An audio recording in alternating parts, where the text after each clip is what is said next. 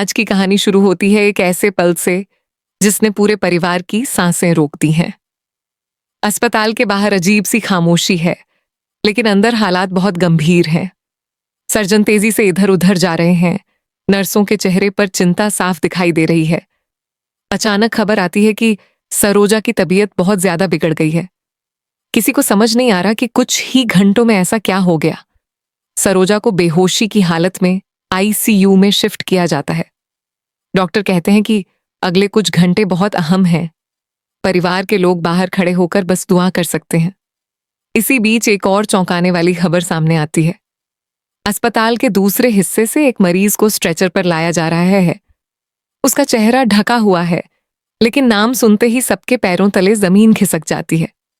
वो मरीज कोई और नहीं, चंद्रकांत है। एक हादसा, एक रहस्यमय हालत, और अब उसकी हालत भी गंभीर बताई जा रही है। किसी ने सोचा भी नहीं था कि आज का दिन ऐसा मोड़ ले लेगा।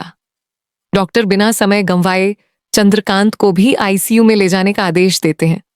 सबसे बड़ा झटका तब लगता है जब नर्स धीरे से कहती है कि दोनों को एक ही आईसीयू में रखा गया है। यह सुनते ही माहौल बिल्कुल बदल जाता है। ऐसा कैसे हो सकता है? क्या यह सिर्फ एक इत्तेफाक है या इसके पीछे कोई बड़ा राज छिपा है? परिवार के लोग एक दूसरे का चेहरा देखने लगते हैं।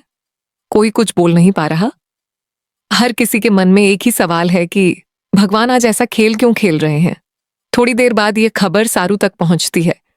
जैसे ही वह सुनती है कि सरोजा और चंद्रकांत दोनों एक ही आईसीयू में हैं, वह वहीं रुक जाती है। उसकी आंखों के सामने सब कुछ घूमने लगता है। उसे यकीन नहीं हो रहा कि जिन दो लोगों की जिंदगी उसकी जिंदगी से सबसे ज्यादा जुड़ी है, वे दोनों इस वक्त जिंदगी और मौत के बीच झूल रहे हैं।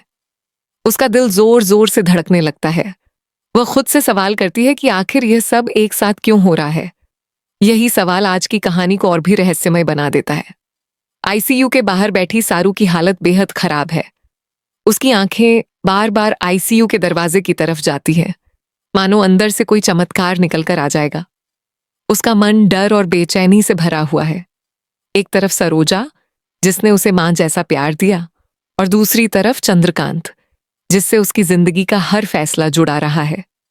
सारू का दिल ये सोचकर कांप जाता है कि अगर इनमें से किसी को कुछ हो गया तो वह खुद को कभी माफ नहीं कर पाएगी। वह खुद से सवाल करने लगती है, क्या यह उसकी गलती है? क्या उसने अनजाने में कोई ऐसा कदम उठाया जिसकी सजा आज दोनों को मिल रही है? उसकी आंखों से आंसू रुकने का नाम नहीं लेते।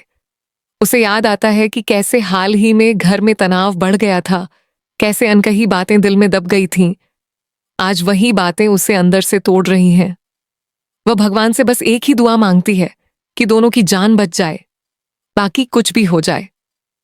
इसी बीच डॉक्टर बाहर आते हैं और कुछ बातें करते हैं जो सारू के दिल को और बेचैन कर देती हैं। डॉक्टर बताते हैं कि दोनों की हालत नाजुक है, लेकिन एक अजीब बात सामने आई है। दोनों में एक ही तरह की समस्या दिखाई दे रही है। यह सुनकर सारू चौंक जाती है। उसके मन में हजार सवाल उठने लगते हैं। क्या दोनों के बीच कोई ऐसा रिश्ता है जिसके बारे में आज तक किसी को पता नहीं था? क्या अतीत का कोई सच आज सामने आने वाला है?